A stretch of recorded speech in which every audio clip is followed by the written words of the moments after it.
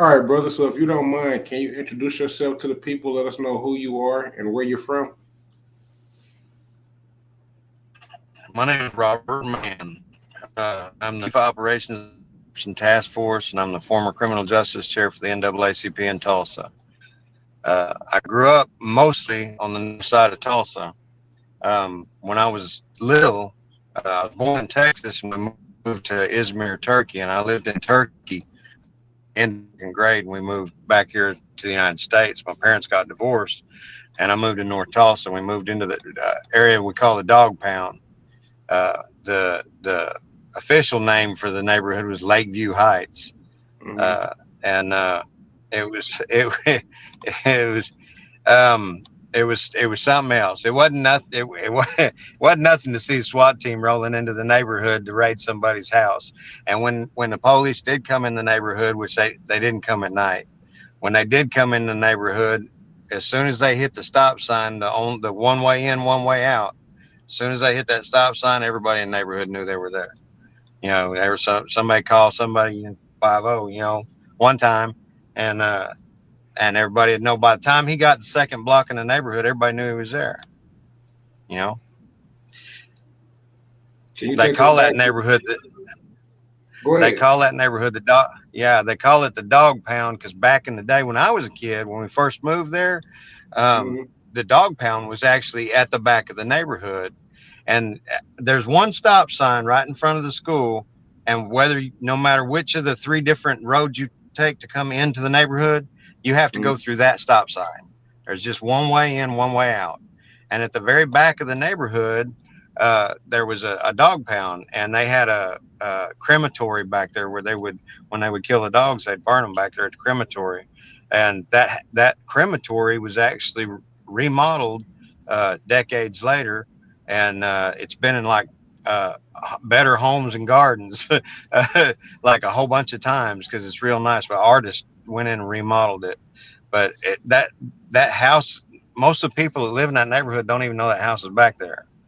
And um, when we were little kids, we used to go down Flat Rock Creek, passes right by the neighborhood, and we all used to go play and have like dirt clod wars and BB gun wars and stuff back there on that creek and around that dog pound and stuff when we were kids. And when I was a little kid, the sheriff's department was still out there. And when the sheriff's department was out there, they drove straight in, they drove straight out. They didn't come off the main artery coming into the neighborhood to go mess with nobody unless they got a call. And if it was after dark, uh, they might be there. They might they might not. Yeah. When I was coming up, when I was a little kid, most of the dog pound was a white neighborhood. It was poor white people. So when they built that neighborhood like in 1954, it was Mhm. built for contractors for Boeing, McDonnell Douglas, and American Airlines. And they would give these people free housing to come to Tulsa to work on their airplanes or whatever job they were doing for the companies. And so the neighborhood's built just like an army base because that's what they use. It was blueprints from army housing, and so because it was a government contract, it was a federal contract. So my grandpa was on the crew that built the neighborhood, and so he bought the first house available in the neighborhood before the neighborhood was finished. And my family kind of trickled in and densely populated densely populated the neighborhood. And um, growing up, I was that kid that none of the other kids were allowed to play, allowed to play with. Mhm. I ran around with my uncles and stuff, and um, they would put me in bathroom windows to rob houses and shit. Um, we were poor. We were poor white trash. We were the dirty white boys. That's what they call us in North Tulsa, dirty white boys. And don't mess with them crazy ass dirty white boys. And we man, we getting in there with everybody else. You know what I mean? And our big thing on the weekends was racing cars. That's all we want to do on race. So half the parts on the cars were either stolen or bought or bought from somebody else who stole them, out of chop shop or Yeah. something. Right. But we was building some bad shit, and having fun. That's how we call ourselves having fun. I didn't get no further really than the seventh grade in school. They promoted me to eighth and then to ninth, but I wasn't in ninth no more than 2 weeks, and they promoted me out of eighth and the ninth. They said I was a bad influence on other kids, and so when I was at Monroe, there's two schools in North Tulsa, really, Monroe and Gilcrease, junior high schools, and I Mm-hmm. went to Monroe, and me and uh, Terry Markham, he was a rip boy. Later, at this time, see now, this is like 1982, 1983. See, Like Mad Dog is like Mad Dog is in Tulsa. Like there ain't really nothing going on. I got that date earlier wrong. It wasn't 1982. It was like 1984, 1985. Because 1982, that was like it wasn't hardly nobody claiming or nothing like that in Tulsa. You know what I mean? It was just a few people that was getting hooked up at that point, and that was the Bloods hadn't come in at all. It was just some Crips, a few Crips, and like I said, Mad Dog was here, and oh, what was his he drove the big blue truck. He it seemed like he was one of the first ones to hit the scene and blew up big, and he's done Fed time a couple times, and you know how it is, and I don't know if he ever got right or if he just kept doing what he was doing. You know what I'm saying? Um, uh, That's what I so, want to ask you next. Like, you know what I mean? Like, what was it? What I'm saying, take us back to the beginning. Like, what was it like growing up in North Tulsa in the early '80s? well, for one thing, so my mom married another chick and she was a dancer. Now, mind you, my mother put herself through engineering school and became a draftsman that did the bottom half of Williams Center Tower 2. She did all the Mm-hmm. plans for Williams Center Tower 2. And then when she got laid off because of trickle down economics, it was during Reagan. She got laid off because she didn't have seniority. She went back to dancing. She finished putting herself through nursing school. My mama retired from St. John's, an ICU nurse and a diabetic educator, after putting herself through two schools and through two college degrees. And uh, and she always taught. My mother is more responsible for the depth of my character than anyone else. My father's been my greatest support, and my mother has been um, my greatest guide, I'd say. Um, but now, when I was a kid, that was all different because I had, um, I, my wife describes me as extra. Yeah. So uh, I got kicked out of Lindsay Elementary in North Tulsa. Uh, Mm-hmm. because I got tired of the bully in school. The bully, the biggest boy in school, and he kept messing with people. And we were going into this class. I decided I was going to take care of it. And we were going into class. He was right in front of me. I pushed him, and he started chasing me. So I ran down the hallway and ducked down. When he come around the corner, he tripped over me, and I was I was on him. And the gym teacher come out and pulled me off of him, and we both got suspended. And of course, his daddy busted his butt when he got home, and of course, I got my butt busted too. But he took it kind of personal, I guess. He come running up behind me on the way home from school and hit me upside the head with back. They used to have these 7 Up balls that had like a foam wrapper on it. It wasn't paper; it was like a thin layer of foam, and Mm-hmm. they make a certain sound when they pop, and he hit me upside the head with that bottle, and it popped, and it scared all the holy hell out of me. And I picked up a piece of 2x4 that was laying on the ground, and I knew as soon as I picked it up that it wasn't nothing, but he didn't know that. And I hit him upside the head with that 2x4, and I guess it had just enough in it to make him smell blood or something, but it wasn't nothing really to it. It just busted all up, right? And he ran off home scared and thinking I was going to stomp him or something. And um, and then I got kicked out of Lindsay and I went to Frost, and I did real good at Frost. But then when I went to Monroe, my uncle started putting me in bathroom windows, and I started running around with Terry and Ray and uh, um, a bunch of people that was staying in trouble all the time. And Mm-hmm. I eventually I got locked up several times. I got locked up a bunch of times when I was a juvenile. I got locked up for stealing cars. I got locked up for fighting. I was fond of telling the police, if you can get me in the car, you could take me to jail. When you're young, you know what I mean?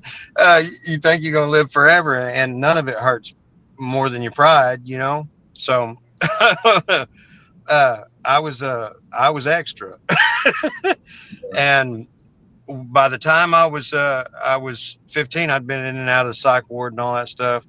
And uh, the the first white dude in North Tulsa that got put on was David. Excuse me, Dave. Let's not put his last name on there because I don't know what his life is like right now, and I ain't trying to put him out there. Um, Mhm. his name is David, and um, uh, I was the second, and Steve was the third. And Steve went on to be one of the founding members of the Universalian Brotherhood. And understand this, that me and Steve wasn't put on locally. I mean, it happened in Tulsa, but the dudes that put us on were from LA. Easy, LL, and Bubbles from LA. They used to come out here and recruit, and Mhm. they recruited us. And man, I didn't stay with that stuff for very long. Probably 6 or 8 months. I got tired of fighting all the time. It seemed like the only people with the money was the Bloods, and we was riding around in hoopties, begging a few, blessings from somebody so we could go make a little bit of money, and most of the time fighting. And I got tired of that shit. I was living on the streets, but my mama chased me off with a shotgun when she caught me sleeping with two of her friends. Um, um, Whoa, you can't just slide that in there like that. You didn't just say it.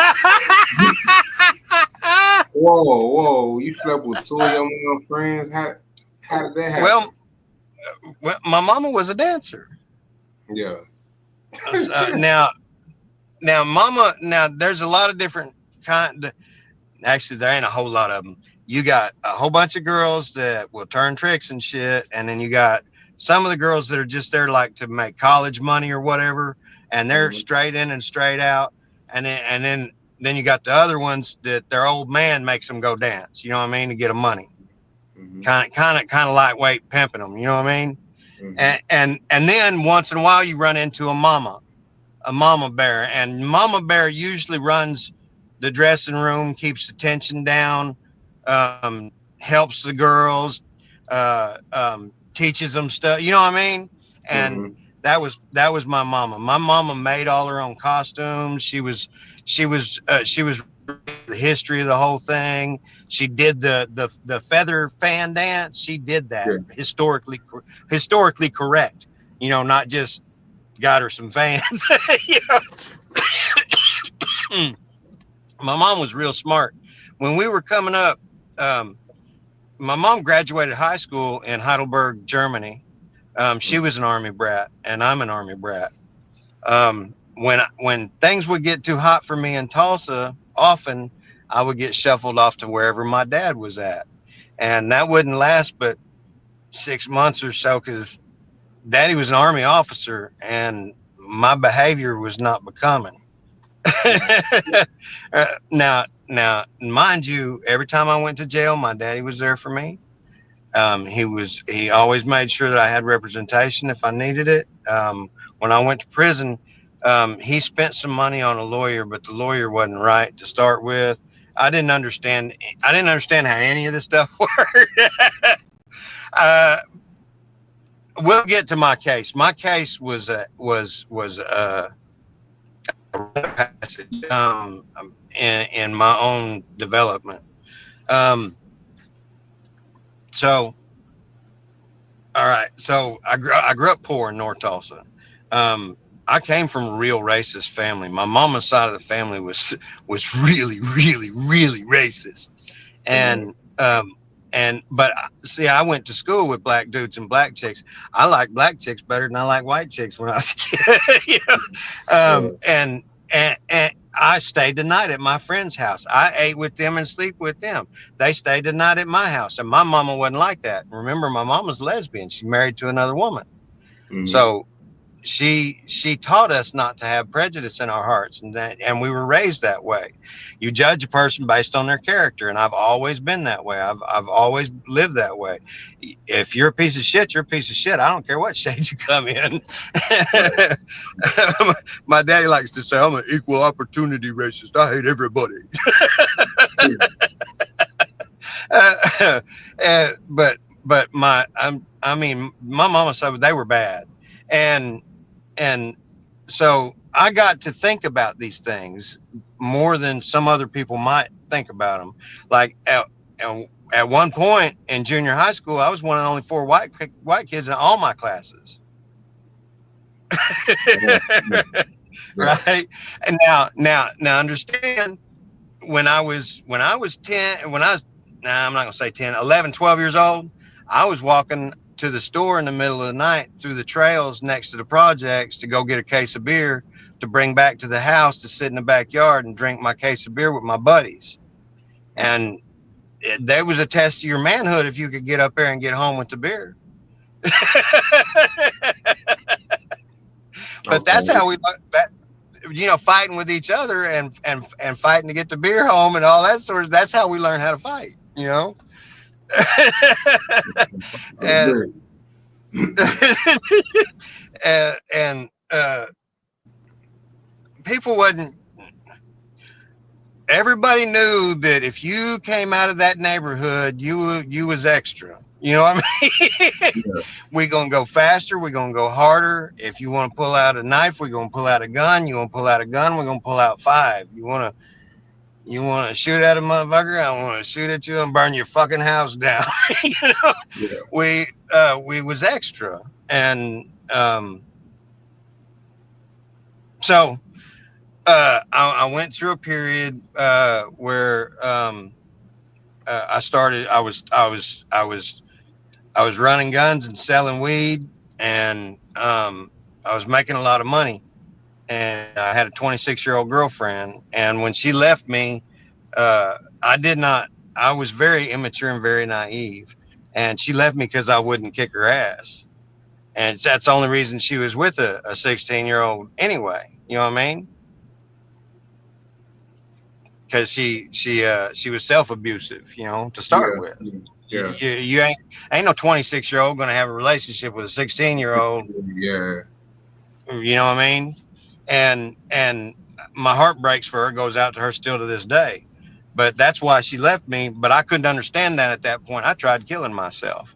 I sliced my wrist. I took 1,500, an economy bottle of 5 grain aspirin. I put them in a bowl, and I take a handful and I drink some beer, and I take a handful and I drink some beer.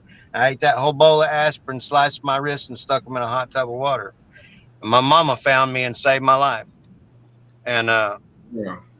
I went and checked myself into Shadow Mountain Institute, and I told them something wrong. We need to check it out. By the time that adventure was over, before I escaped Shadow Mountain Institute, yeah, I escaped the mental institute. Oh. Before I escaped Shadow Mountain, I forgot how to talk. Mm-hmm. They they put me in a 5x7 room in a hospital gown with 4 steel rings on the floor, and there's a door open right there to the cell, and then there's a hallway, and a door opens into the day room on the unit, and they can't talk to you, and you can't talk to them. And there's a person sitting there in a chair, and they have code that they write down on this tablet, and they wait like every 30 minutes or 45 minutes. They write down what you've been doing, but they're supposed Mm-hmm. to write it down every 2 minutes. This is called restricted environmental stimuli and strict suicide precautions, and um, and this is because they caught me trying to escape. I had the weather stripping out of the window, and I had the window coming out of the frame, fixing to set it on the ground when they come through the door and got me. Mm. And um, and the reason I was leaving is because they kept punishing me for telling the truth about the messed up stuff that was going on. And every time they do some, like there was this girl, Cindy. Um, Cindy was a little redhead girl. She was 16 years old, and she had been raised as a sex slave her whole life. and she was on the substance abuse unit with me, Mm-hmm. and she she played the guitar and she sang Beatles songs, and I got real close to Cindy, and she would play the songs, and I learned how to sing all them Beatles songs with her. And there was there, and this is inevitable. This is everywhere you go. There's always one motherfucker that just thinks their shit don't stink, Mm-hmm. who has done all the steps and knows all the bullshit and knows better than you do, and the staff kisses ass and he kisses their ass, and they got a mutual ass kissing society going on. And in the middle of it, this little girl gets leaned into every time he gets a chance, because she takes it on, because she was raised to take on that shit. She Mm-hmm. was raised to take responsibility for everything that went wrong, and believe that it was her fault. And if she just did better, and if she just minded better and just did what she was supposed to, those kind of things wouldn't happen. And Mm-hmm. he took advantage of that. And every time we got into a group, or every time he got the opportunity to criticize her, make her feel like shit, make her cry, he would do so. Well, I put an end to that shit. I let him know that this is a stern talking, but I'm telling you, you lean into her and I'm going to beat your fucking ass. I'm going to beat the hair off your motherfucking head. We're going to touch everything in this motherfucker. And he wouldn't do it around me. And the one time I did catch him at it again, I told him, I warned him, and that was his only pass. And so anyway, um, uh, he got on to Cindy one night, and this staff lady who had been my friend, who had really helped me, had really been my friend. She tried to intervene when I was going after him, and um, I got pissed, and I when I get like that, I see a target Mm-hmm. back then, and she was in the way. And she had told me some stuff in confidence that I pulled out and used as a weapon against her to get her out of my face. And I felt so bad for that, man. I'm telling you, to this day, I still feel bad for that. She calls herself forgave me, but I still feel bad for it. So, um, anyway, it seemed like it was the next day or a couple of days after that. I got in a lot of trouble for that. A few days later, a friend of mine, Eddie Funkhauser, he ran off. He escaped. And the Funkhausers are notorious in the penitentiary. I don't know if you've ever heard the name Funkhauser, but Mm-hmm. In Oklahoma Penitentiary, Funkhausers call shots. Okay, Um, I ain't never heard that. Garland, Kenny, Eddie, uh, they're shot callers. It's just it's a family tradition. I got And a two-part question I want to ask you. yeah, My first part of the question is, what did growing up in a dog pound, you know what I'm saying, what did that mean to you as a young man? And the second part of this question is, when you were initiated into the Crip life, did you feel like you had to fight more because of your race? oh, absolutely, yeah, yeah. So growing up in a dog pound, it was quite a mix. So most of the people in a dog pound when I was a kid, now the dog pound changed a lot over time as I grew up. Because by the time I went to the penitentiary, it was half black, half white neighborhood, and it was gangsters and drug dealers and car thieves and boosters and hookers, and Yeah, a little bit. it Yeah. got it got ignorant. You hear me? Yeah. From the time I was a kid, they them white folk, they had a hillbilly ass mentality in that neighborhood, and it was kind of like living in the country. We had a creek on both sides of us and Highway 75. Now Mohawk Manor was right there next to us, Mm-hmm. and you had to walk past Mohawk Manor to go over to Tony's food you stop to go up there to the grocery store to get bread or anything. Now when I was a little kid, Wanda's was open, the little bitty store in the neighborhood, but when she got old and retired, they closed the store, and we had to walk up to Tony's. And we could also go across the creek and go over to Quick Trip over on Lewis, 46 in North Lewis. And we've seen that go from one corner to another corner to another corner. I think they're about ready to go over to the other corner, but we used to go that way. So we would like run the creeks and go through the trails and all that stuff. So it was kind of like being a country. We had dirt bikes and trails out there, and we like I said, a lot like living in a company. But at the same time, like I said, there's a bunch of hustlers and thugs and hookers and gangsters, and I mean everybody, characters, all kind of people out there, and everybody was dealing drugs or running guns. Everybody was into something to make money. Yeah. And now about half the now when I was a little kid, most of the neighborhood was working people, but they was we said roguish. You know what I mean? They would the police when I was a kid, the police didn't come in our neighborhood after dark. Yeah. The way I understand it, the last time they tried that shit, one of them died for it. They okay. Let me tell you a story. Down the street from us was a old lady that was a nurse, and everybody loved that old woman. She was the sweetest old lady, and everybody looked out. I don't care who you was. I don't care where you was from. If you was from that neighborhood, you knew who that old lady was, and everybody looked out for that old lady, right? Mm-hmm. Somebody tried stealing her car in the middle of the night, and when they came in, she didn't even know it had happened.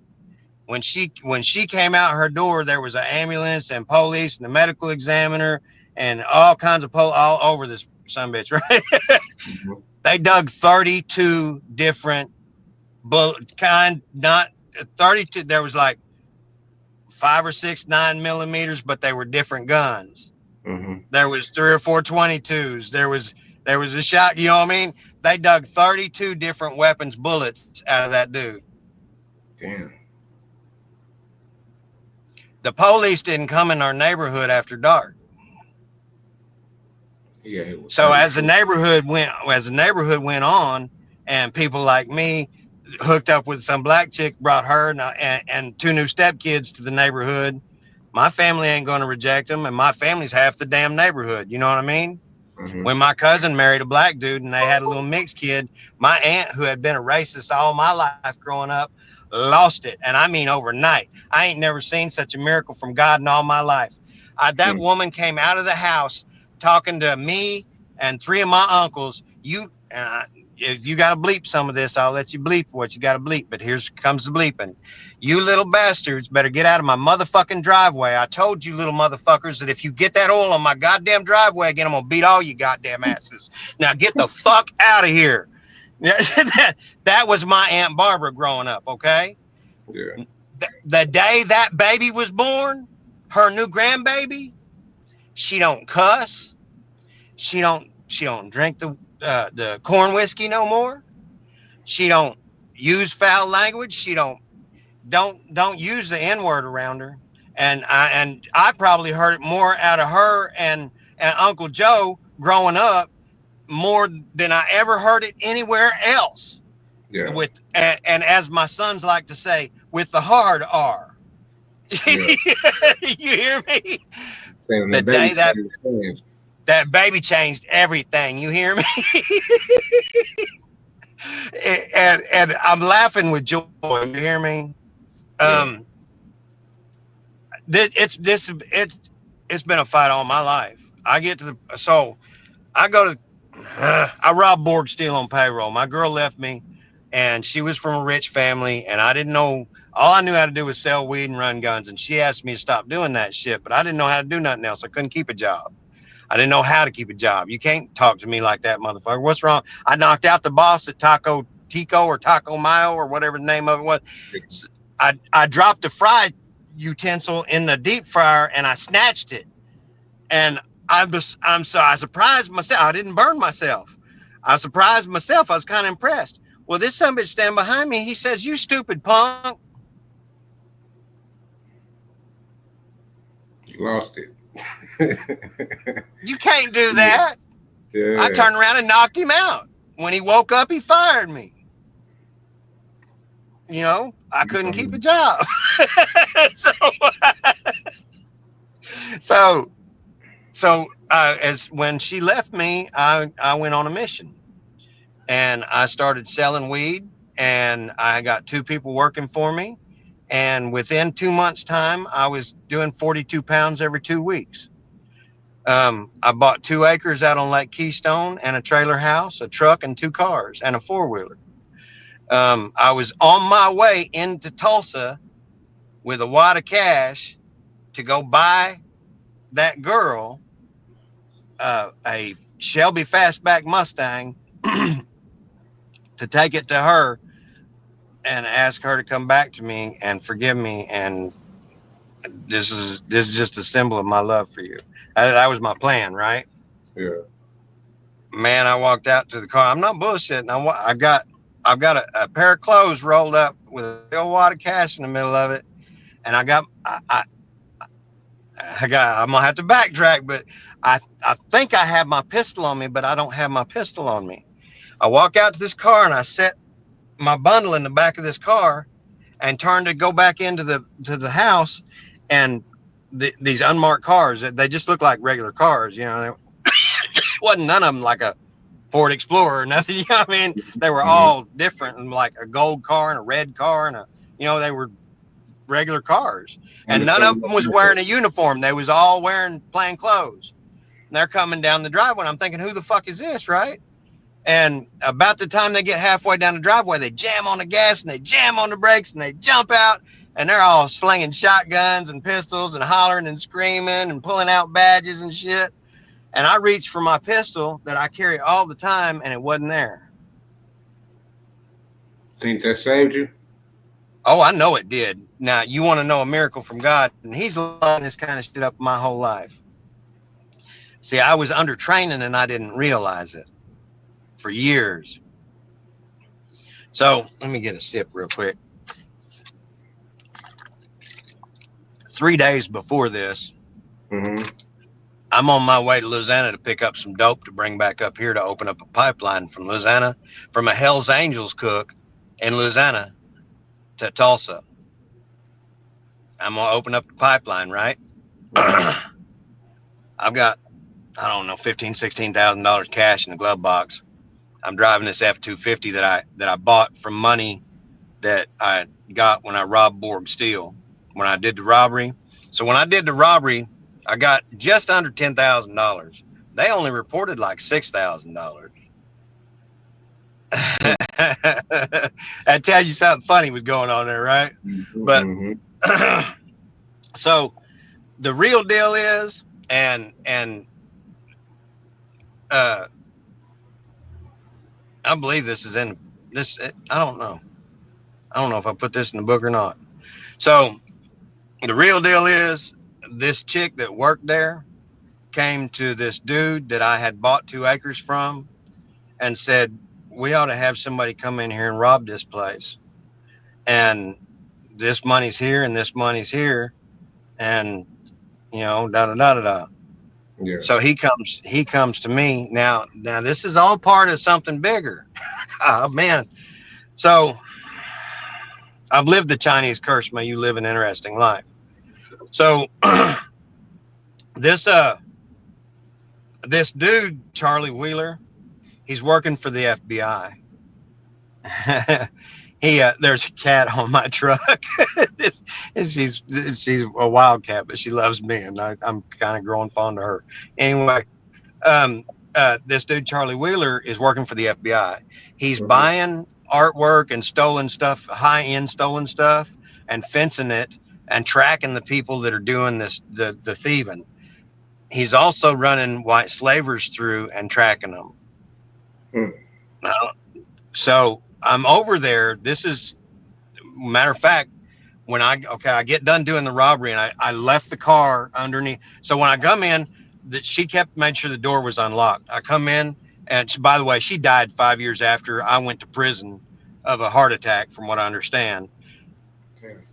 Karma's a bitch. You'll hear why here in a minute. So I left the car under the Highway 75 overpass off of 56th Street North, and I walked to a friend's house and had my friend drive me over to the shop. Well, I get to the shop, and Charlie says, go over here to the barbecue joint next door at 56th North Lewis. Go over to the barbecue joint and get these sack lunches and bring them back over here.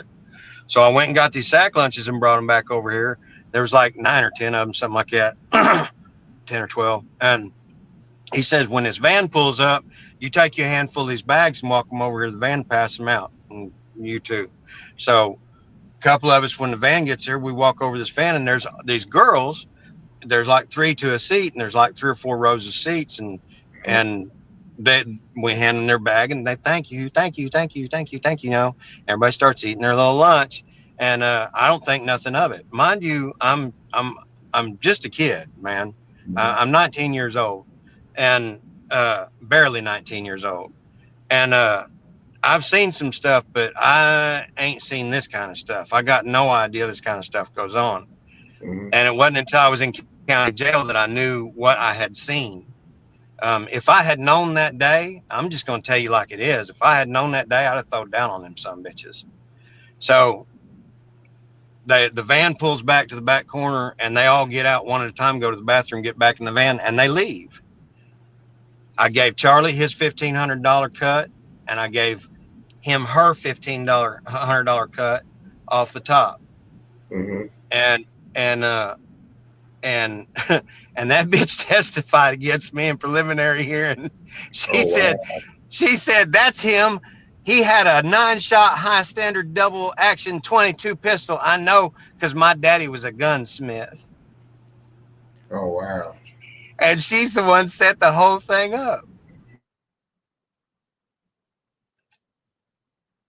The first one. The first one.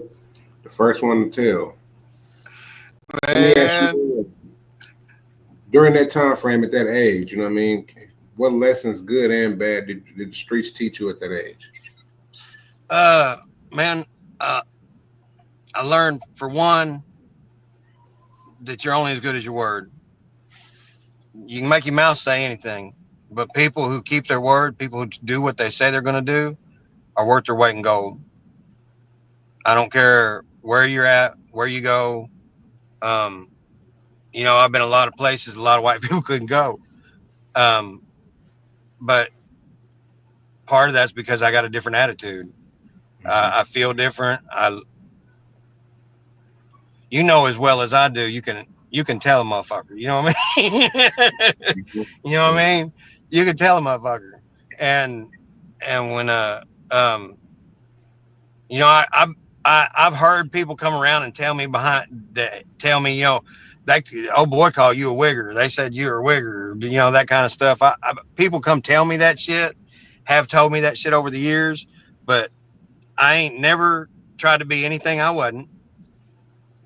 You talk to me about different periods in my life, and my accent will change depending on where we're talking about, what period we're talking about in my life, because Mm-hmm. I adapt to my circumstances no matter where I'm at. Um, I've lived in Izmir, Turkey. I've lived in Alabama. I've lived in Louisiana and Arkansas. I've lived in Oklahoma. I've lived all over, and um, uh, and short stint, and you know, on our way back in Europe, and uh, army bases, ghetto. I've lived all over with all kinds of people and participated in all kinds of stuff. And out there on the streets, everybody I knew was trying to make the situation for themselves and the people they cared about better. And because we didn't have an education, or because we weren't uh, raised around certain resources, or didn't have the example of certain uh, patterns of behavior, or for whatever reason, Mm-hmm. um, uh, we had a camaraderie, a bond, because we didn't do the things that we did because that's what we wanted to do most of the time. Most of the time, we did that because that's what we felt like we had to do to accomplish what we needed to accomplish. Right. And um, I never, ever in my life have ever hurt anybody to hurt anybody. Never. Um, I ain't never put hands on somebody that didn't put themselves in a position to be having hands put on them. I ain't never participated in dogpiling nobody. I ain't participated in baiting somebody into a trap. And I got an armed robbery case. I didn't get a burglary case. I didn't have no co-defendants. I took responsibility. I went before Judge Dalton. I said, I did it. Give me what I got coming. I want to talk about your robbery case if we can. Like, what led up to that moment in your life? I mean, I think you kind of already, talked about it a little bit, but like, I didn't know how else to get no money. When I was 14, 13, 14, 15 years old, if you left your car sitting on the side of the road, it was going across the scales. We would pull up to it with a chain and a Camaro and okay, drag it out to the dog pound and have that son bitch down to frame in a couple of hours. You know what I mean? yeah. And rolling it across the scale the next day. Uh, it went to scrap. And then selling parts and all that sort of stuff. Um, that's how I knew how to get money. And so I know that they were buying money. They were buying cars and those big trucks coming there full of steel and all, they're buying all Mhm. kinds of stuff all day long. So they got money. When the And judge gave and you go ahead. I was planning on robbing the main office when they busted me. Hmm. When the judge gave you that 30 years, you ended up doing 15. What went through your head? The moment he gave it to me, I was mad as hell. But within 5 minutes, I mean literally 5 minutes, sitting there at the bench still. So for 10 months, now understand, when I lived in Louisiana, so I left Tulsa at 17 on an airplane, or no, not this time. I wasn't on an air. There it goes. It sketched on us for a second, didn't it? So Yeah. uh, when I left for Louisiana, the judge told me, if you come back to Oklahoma, you'll do life, boy. I was on parole out of Raider, and I was one of the. I was, matter of fact, I was one of the first 7 people on parole out of Raider. I had 2 and 2, so I would call my parole officer first thing in the morning and tell him what my itinerary was for the day. And if it didn't have a phone, I couldn't be there. I gave him the phone number and the address everywhere I was going to be and what time I was going to be there. And 2 times during the day he would show up, and one time he would call. One more time he would call me for phone contact. And I had a like a 9 or 10 o'clock curfew, and that was usually his second call was curfew time, make sure I was at home. And Yeah. once he thought I was there, he didn't mess with me at night. I'm down for the count, right? Shit, I was out ripping and running. Me and Rex Koopman sold more acid in Tulsa during that period than had probably been sold in a decade before. We were Yeah. selling acid and weed and running guns. I was selling guns by the crate. I was buying guns from guys that were bringing guns up from Louisiana that were bringing guns from Cuba. When I got down to Louisiana, I got hooked up with some guys that were bringing guns up from Cuba, and we started running guns. And when Keith got busted, like 6 months, 8 months after I left Louisiana, I heard he got busted off the coast, and he did his Fed time and got out before I got started good on my robbery case. So in the midst of all that, the CID, the Criminal Investigations Division of the Army, fed some bullshit to the Vernon Parish Sheriff's Office to Mhm. instigate their resources to investigate and instigate myself and my business partner. And they showed up at his job. They showed up at my house. They tried to they put us through polygraph tests, and then tried to act like they got something they didn't get, because if they had got something, there'd have been anyway. They Right. tried to Right. intimidate us every way they could. You know what I mean? Mhm. And and it was bullshit to start with. That what they were saying, that we had kidnapped and done away with the daughter of a colonel, I believe, that was in charge, or a master sergeant, something like that was in charge of part of the armory and at Fort Polk. I think that they had gotten someone that we had some kind of arms deal, and I think that maybe they were chasing arms leaking out of their armory, and they were just trying to put 2 and 2 together. But we weren't acquiring our weapons weren't coming from the armory at Fort Polk.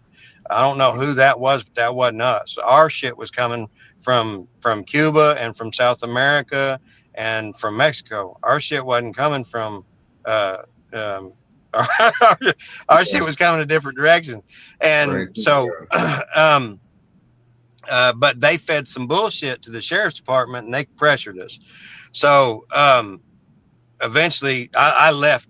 I left there. I got into a problem with a little Dixie mob dude, um, uh, and I had to relocate. So I respected the dude and I understood the position that I had put him in, but I didn't start that shit, and I made sure that my name was clean at the end of it.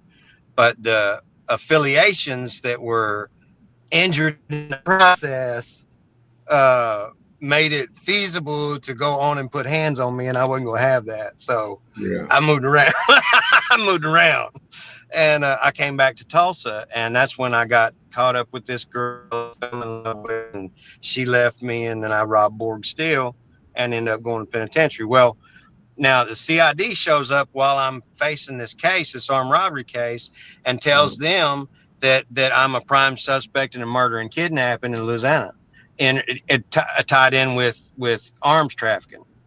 Oh wow. So the DA in Tulsa offered me 2 45-year sentences running consecutive for 10 and a half months.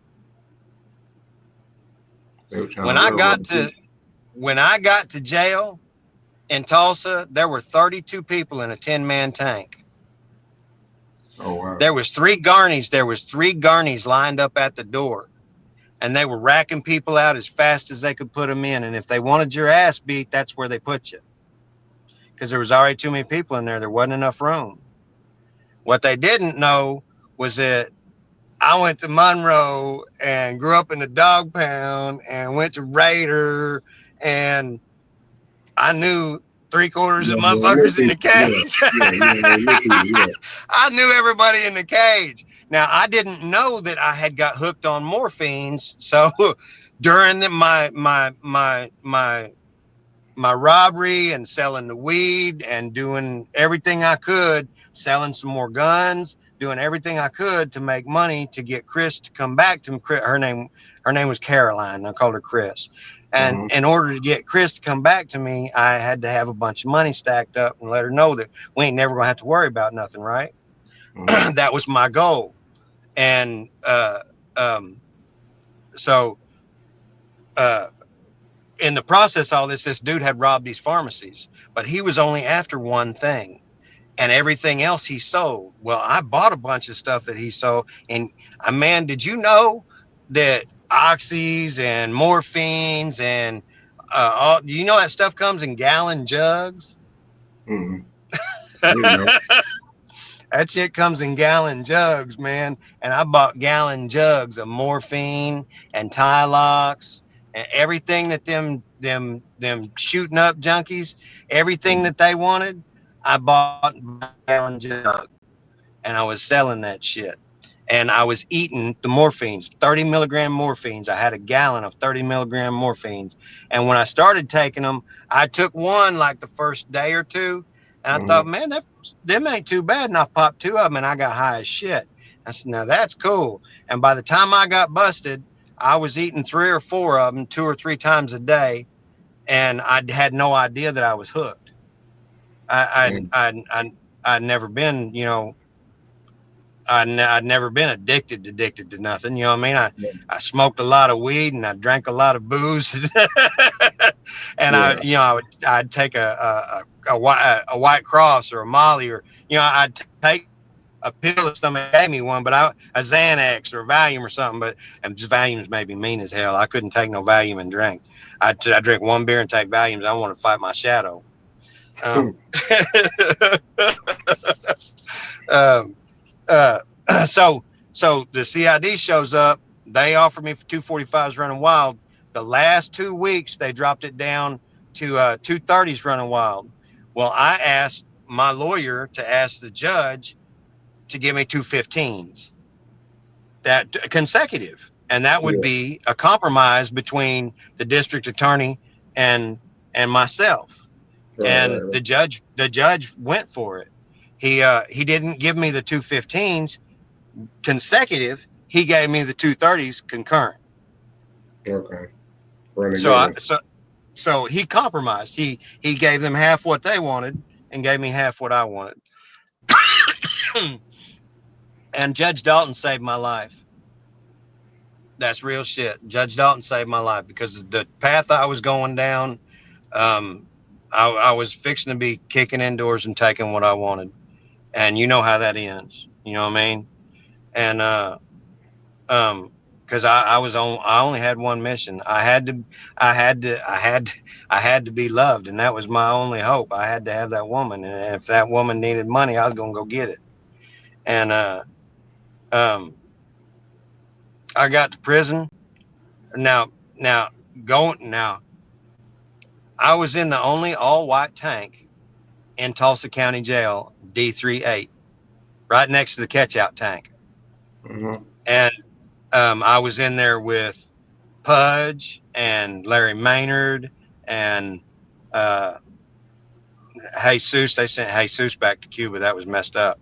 Um, the old characters, old heads, Mm-hmm. and Joe Cathcart. He's passed away since.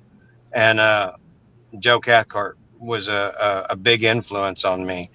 And it's crazy because he was a missile for the Aryan Nation in California. When somebody would owe him money or snitch on somebody and they'd catch out, he would catch out behind him and kill him in PC. Yeah. Right. So, So go ahead. so and then he did 5 on 5 at Marion, where they lock the shower on your door and then open your door and you step in the shower and take your shower and step back. And this was one of my first mentors when I got locked up. And he encouraged me to read the Bible. He encouraged me to meditate and pray. He encouraged me to answer all the questions I had to answer. He that man saw in me something that I didn't have not the nearest clue about. And he when I talked about the possibility of hooking up with the white boys, he said, "Man, don't even think about it." He said, "They'll ruin your life. You'll never get out. They'll just use you." Da da da da da. Right. So I'm like, okay. So because I'm in an all white tank, I'm like thinking Mm-hmm. this. I'm on my way to prison. Right. This is how it's got to be. Right. And he gave me enough confidence in myself that to stick with my own morals and my own ethics and my own uh I, when I got to the penitentiary, I looked around and I saw the people whose word was good and who didn't play games, who didn't fuck with people, try to start shit, Mm-hmm. um um didn't fuck with punks, wasn't didn't always owe people money, you know what I mean, good people. Mm-hmm. Mm-hmm. and and it was white people, it was black people, it was Mexican people, it was Indian people, it was all it was good people everywhere, Mm-hmm. and it was pieces of shit everywhere. Buzzards and hustlers and and some of these motherfuckers, you got to understand, some of these motherfuckers ain't never getting out of penitentiary. Some Mm-hmm. of these dudes got 1,300 fucking years with a life plus five.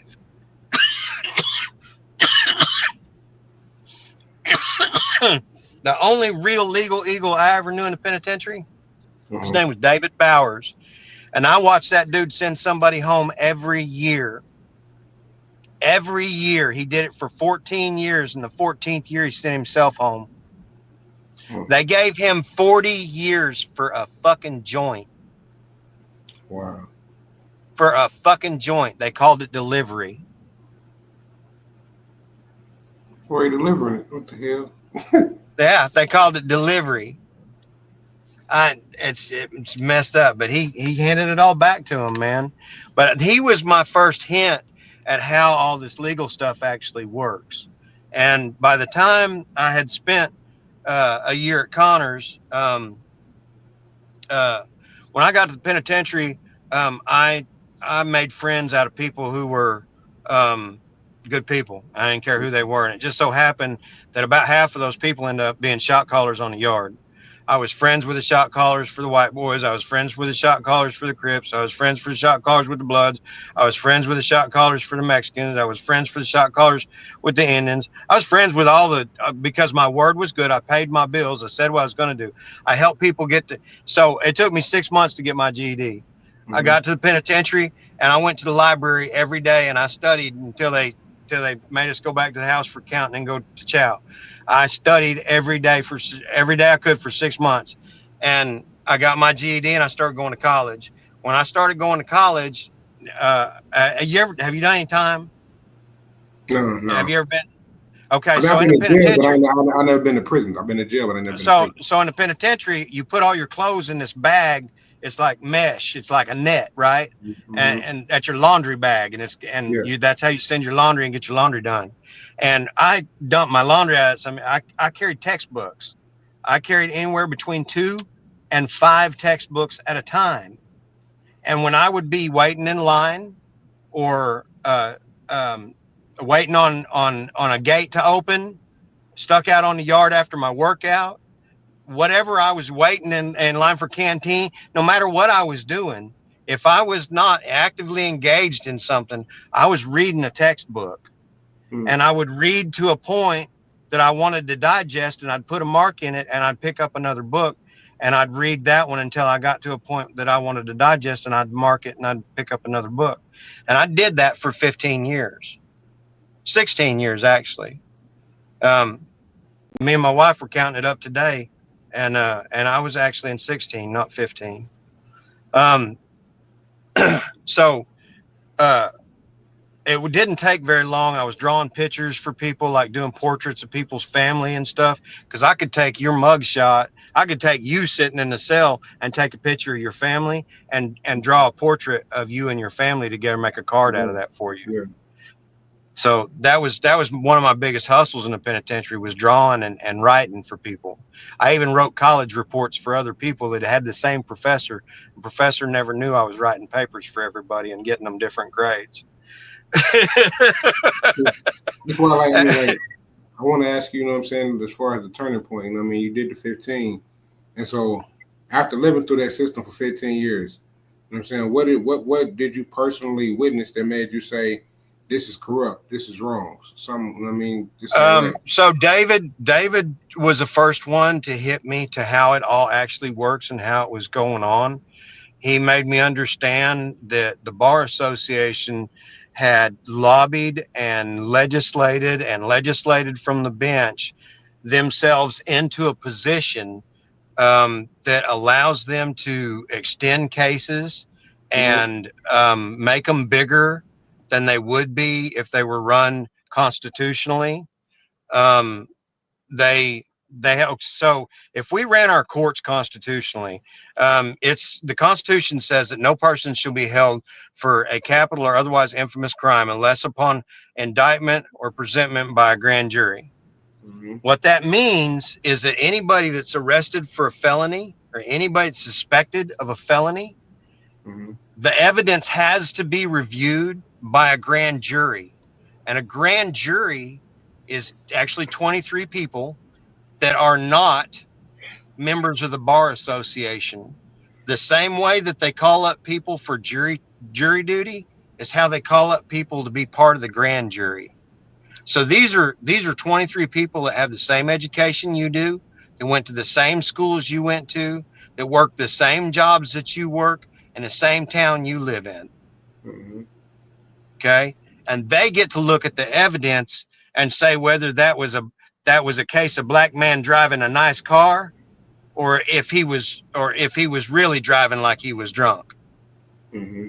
That's if it's a felony indictment, if you can serve more than a year for it, a grand jury has to look at the evidence and decide whether there was really a crime or not. Problem with that is that there's a whole bunch of shit that the grand jury is going to say, no, we're not going to charge this person with that crime. And another problem with that is that it takes the whole legal process out of the bar association's hands. It takes Mm-hmm. it out of their control, and they don't have the ability to limit evidence or because that's one of the DA's favorite things is motions in limine. That means that they're putting in a motion to keep certain evidence out. Well, we don't think this evidence should be part of the argument because of blah blah blah blah blah blah bullshit, bullshit, Yeah. bullshit. And there's all these legal arguments that they've set up for this shit that it's already in place. All they have to do is pull this out. And I say that we shouldn't do it this way because of this. And all they're doing is sidestepping, literally, they're sidestepping your constitutional rights Mm-hmm. and ensuring that bar members only get to decide how this case is going to go. So the judge gets paid, the DA gets paid, the defense attorney gets paid. I did a video recently on how corruption gets in the courtroom, and it starts with your defense attorney. And I want everybody to hear this loud and clear. Before you pick an attorney, you make sure that somebody goes to court and court watches that sucker, because I've watched so many attorneys go in and take $5, $6, $7, $10,000 a piece from clients and have 12, 14, 15 clients lined up in one day.